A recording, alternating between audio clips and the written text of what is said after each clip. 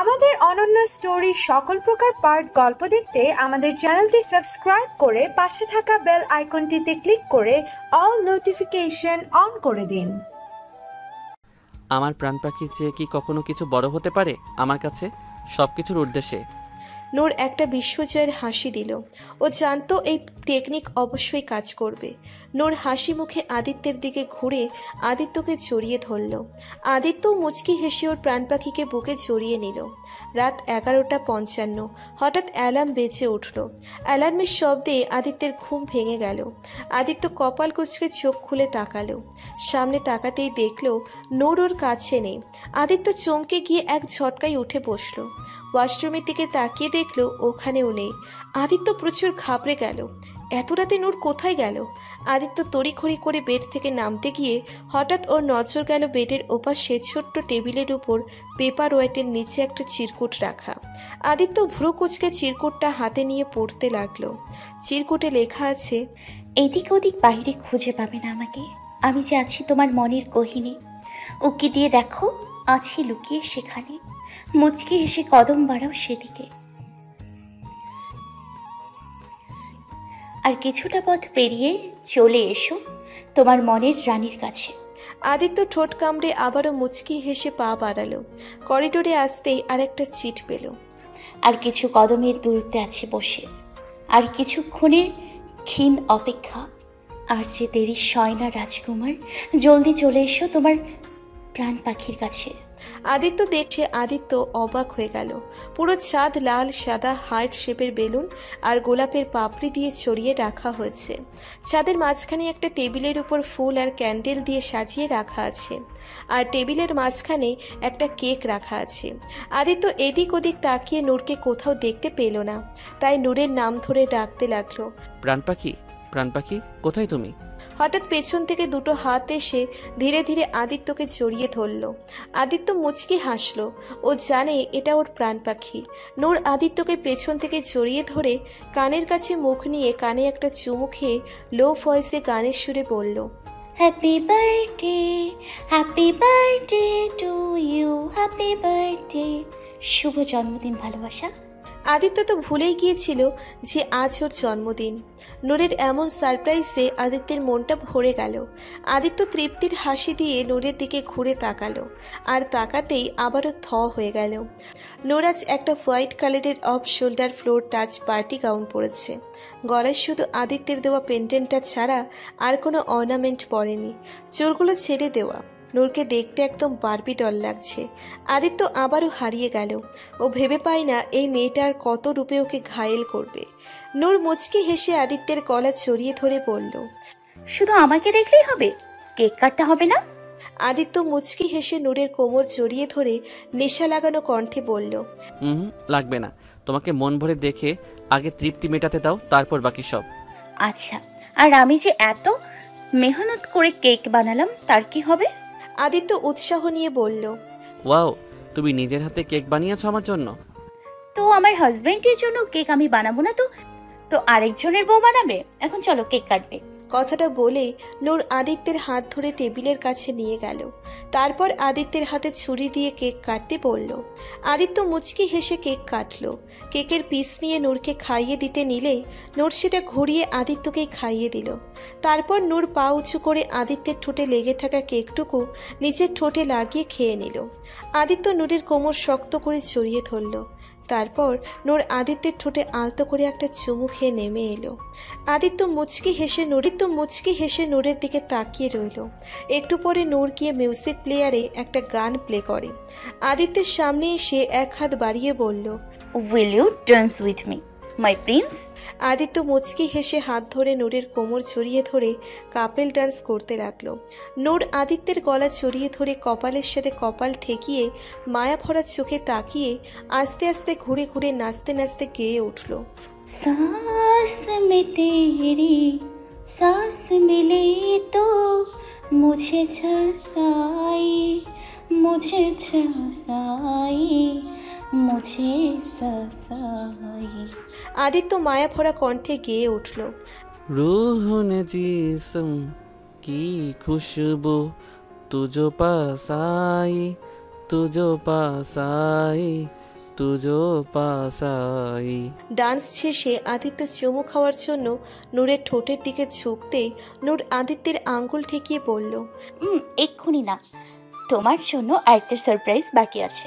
আরও সারপ্রাইজ? একদিনে এত কিছু হজম করব কিভাবে প্রাণ পাখি? সমস্যা নেই, আমি আছি না, আমি হজম করতে সাহায্য করব।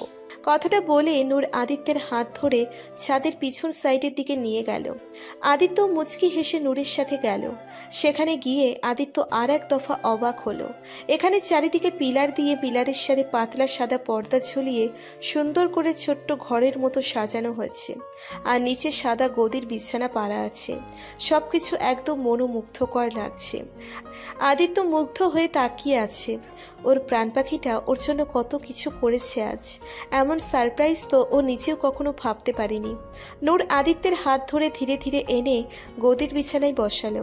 নিজেও আদিত্যের মুখোমুখি বসে আদিত্যের গালে হাত রেখে লো ভয়েসে বলল, সব সময় তুমি আমাকে আদর করো, আজ আমি তোমাকে আদর করব। নূরের কথায় আদিত্য মায়াবী চোখে নূরের দিকে তাকিয়ে রইল। নূর মুখটা উঁচু করে আদিত্যের কপালে চুমু দিল। আদিত্য মুচকি হেসে আবেশে চোখ বন্ধ করে নিল। নূর আদিত্যের দুই চোখের পাতায় চুমু খেলো, নাকের ডগায়, দুই গালে চুমু খেলো। তারপর আদিত্যের ঠোঁটে নেমে এলো, চুমু খেতে লাগলো আদিত্যের ঠোঁটে। আদিত্য নূরের কোমর শক্ত করে জড়িয়ে ধরে নূরের ভালোবাসায় মিলিয়ে যেতে লাগলো। নূরের সাথে সমান তালে চুমু খাচ্ছে। নূর এবারে আদিত্যের ঠোঁট ছেড়ে চুমু খেতে লাগলো আদিত্যের গলায়। গলায় চুমু খেতে খেতে নূর আদিত্য যেখান থেকে ও আর ফিরতে চায় না। আদিত্য নূরের পিঠে হাত বুলিয়ে গাউনের চেনটা খুলে ফেললো।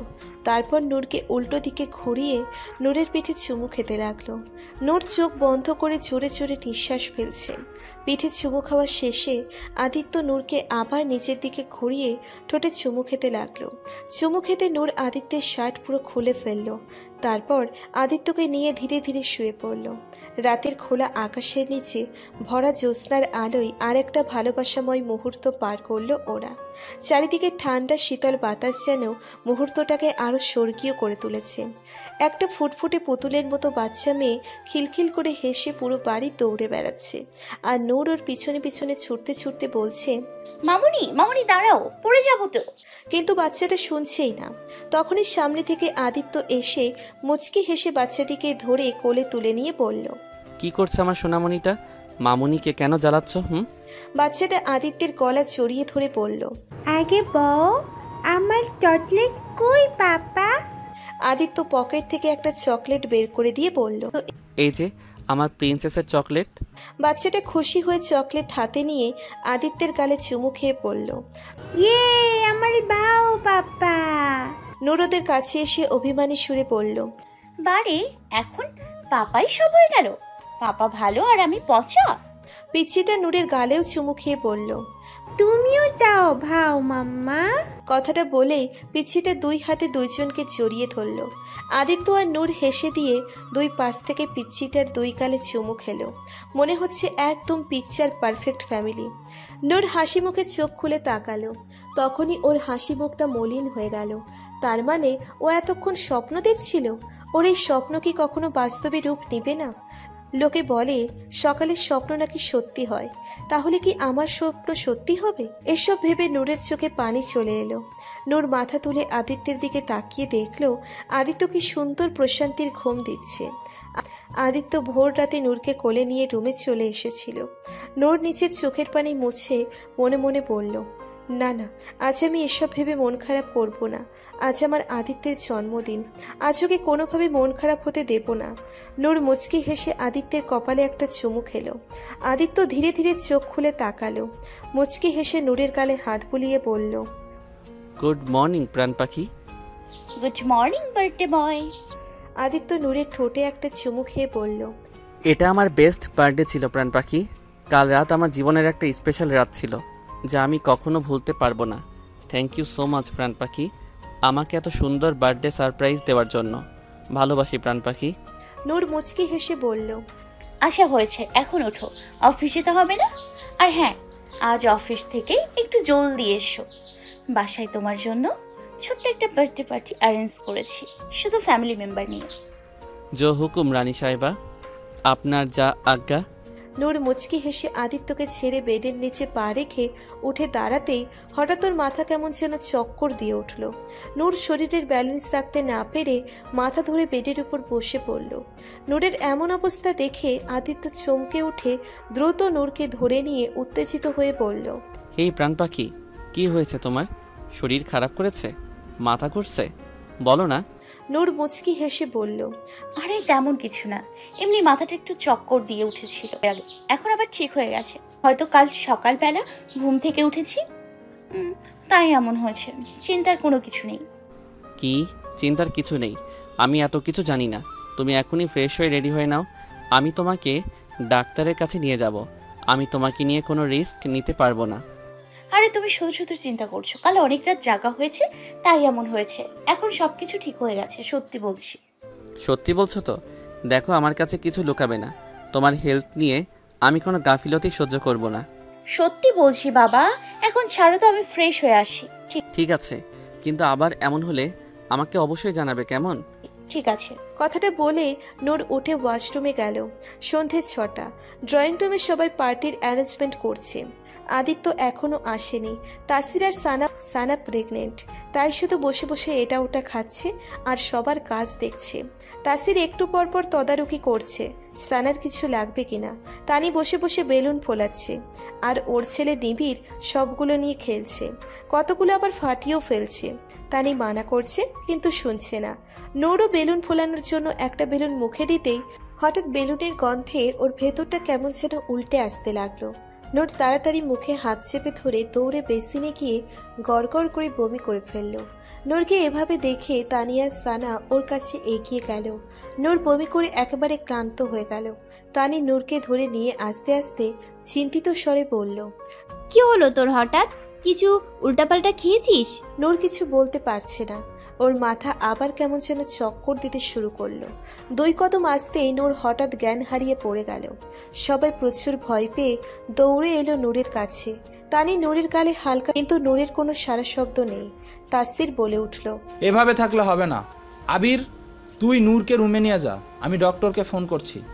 আবির মাথা ঝাঁকিয়ে দ্রুত নূরকে তুলে রুমে নিয়ে গেল। আধা ঘন্টা পর আদিত্য বাসায় ফিরল। ভেতরে ঢুকে দেখলো ড্রয়িং রুমে সবাই জড়ো হয়ে আছে।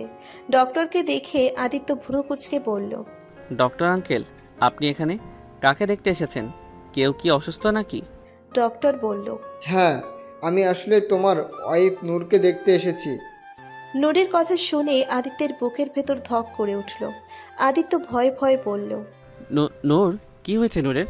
কেউ কি কিছু বলবে আমাকে? তাসির বলে উঠল, আসলে আদি, নূর হঠাৎ মাথা ঘুরে পড়ে গিয়েছিল, তাই ডক্টর আঙ্কেলকে আসতে বলেছি। উনি নূরকে দেখে। তাসিরের কথা শেষ হওয়ার আগেই আদিত্য উত্তেজিত হয়ে বলল, হোয়াট? কখন? কিভাবে? তোরা আমাকে জানালি না কেন? নূর কোথায়? নূর, নূর, নূর। নূরের নাম ধরে ডাকতে ডাকতে আদিত্য দৌড়ে উপরে উঠে গেল। পেছন থেকে সবাই ডাকছে, কিন্তু কারো কথাই ওর কানে যাচ্ছে না। আদিত্য দৌড়ে রুমে এসে দেখল নূর বেডে শুয়ে আছে। আদিত্য নূরের কাছে যেয়ে 2 হাতে নূরের মুখটা ধরে পাগলের মতো। কি হয়েছে আমার প্রাণ পাখিটার? কিভাবে হলো এসব? আমি তোমাকে সকালেই বললাম চলো ডক্টরের কাছে যাই, তুমি মানলে না। এখন দেখলে তো অসুস্থ হয়ে পড়লে। এখন কি করব আমি? তুমি কেন শোনো না আমার কথা? হুশ, আগে শান্ত হও, তারপরে শোনো আমার কথা। কি শান্ত হব? তোমাকে এভাবে দেখে কিভাবে শান্ত হব আমি? আচ্ছা বলো, ডক্টর আঙ্কেল কি বলল? তোমার কি হয়েছে? নূর শান্ত সুরে বলল, আঙ্কেল বলেছে আমার অনেক বড় রোগ হয়েছে। নূরের কথা শুনে আদিত্যের হার্টবিট যেন বন্ধ হয়ে যাওয়ার উপক্রম। হাত পা কাঁপতে লাগলো। আদিত্য কাঁপা কাঁপা গলায় বলল, বড় রোগ? কি বড় রোগ? আমি আর বেশি দিন তোমার স্ত্রী হয়ে থাকবো না। আদিত্যের চোখে পানি চলে এলো। আদিত্য নূরের কপালের সাথে কপাল ঠেকিয়ে কাঁদো কাঁদো গলায় রাগ দেখিয়ে বলল, shut up, shut up, shut up. কি বলছো এসব? একদম বাজে কথা বলবে না, না হলে কিন্তু আমার চেয়ে খারাপ কেউ হবে না। কিছু হয়নি তোমার, আমি কিছু হতে দেব না তোমার। তুমি সবসময় আমার স্ত্রী থাকবে, বুঝেছো? নূর আদিত্যের এক হাত নূরের পেটের উপর রেখে বলল, আমি এখন থেকে শুধু তোমার স্ত্রী না, এবং তোমার বাচ্চার মাও হতে চলেছি। আদিত্য আনমনেই বলে উঠল, হ্যাঁ, বাচ্চার মা তো কি হয়ে? আদিত্য এবার চমকে গিয়ে নূরের দিকে তাকিয়ে বলল। কি বললে তুমি? নূর অশ্রু চোখে মুচকি হেসে বলল। হ্যাঁ আদিত্য, আল্লাহ পাক আমাদের ফরিয়াদ কবুল করেছেন। আমি মা আর তুমি বাবা হতে চলেছ আদিত্য। আজ তোমার জন্মদিনে আমি এত বড় গিফট পাবো ভাবতেই পারিনি। এমন একটা খবর শুনে আদিত্য যেন পুরো জমে গেছে। কেমন রিয়াক্ট দিবে তা বুঝতে পারছে না। নূর আদিত্যের কাঁধ ঝাঁকিয়ে বলল। কি হলো তোমার? আদিত্য অশ্রু চোখে হেসে দিয়ে নূরকে জড়িয়ে ধরল। নূরও আদিত্যকে জড়িয়ে ধরে কাঁদো কাঁদো গলায় বলল। তুমি খুশি হয়েছো তো আদিত্য? এটা আবার কেউ জিজ্ঞেস করে? আমি অনেক খুশি নূর, এটা সত্যি আমার বেস্ট বার্থডে ছিল। আদিত্যের কথায় নূর খুশি হয়ে আদিত্যকে আরো শক্ত করে জড়িয়ে ধরল। এদিকে আদিত্য একদিকে খুশি হলেও অন্যদিকে ভয়ে ওর কলিজা শুকিয়ে আসছে। ওর প্রাণ পাখি ঠিক থাকবে তো? ওর কিছু হবে না তো? আল্লাহ যেন ওর প্রাণ পাখিকে সহি সালামত রাখে। মনে মনে শুধু এই একটা দোয়াই পড়ছে আদিত্য। ডক্টরের কেবিনে বসে আছে আদিত্য আর নূর। ডক্টর নূরের রিপোর্ট দেখছে।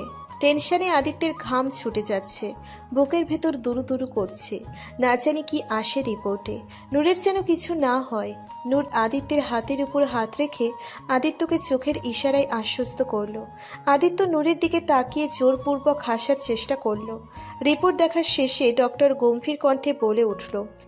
মিস্টার আদিত্য, দেখুন আপনার ওয়াইফের প্রেগনেন্সিতে কিছু কমপ্লিকেশন আছে, আপনাদের অনেক সাবধানে থাকতে হবে। ব্যাস, এটারই ভয় পাচ্ছিল আদিত্য। শেষমেশ ওর ভয়টাই সত্যি হলো। ডক্টরের কথা শুনে আদিত্যের হাত পা ঠান্ডা হয়ে আসছে, শরীর যেন অবশ হয়ে আসছে। এখন কি করবে ও? ওর প্রাণ পাখির কিছু হয়ে গেলে ও কিভাবে বাঁচবে? আদিত্যের অবস্থা দেখে নূরও অনেক ভয় পেয়ে গেল। আদিত্য যদি আবার বেবি অ্যাবর্শন করে দিতে বলে তখন? ডক্টর ওদের কিছু মেডিসিন আর সাবধানে থাকার পরামর্শ দিয়ে দিল। ওরা সেটা নিয়ে কেবিন থেকে বেরিয়ে এলো।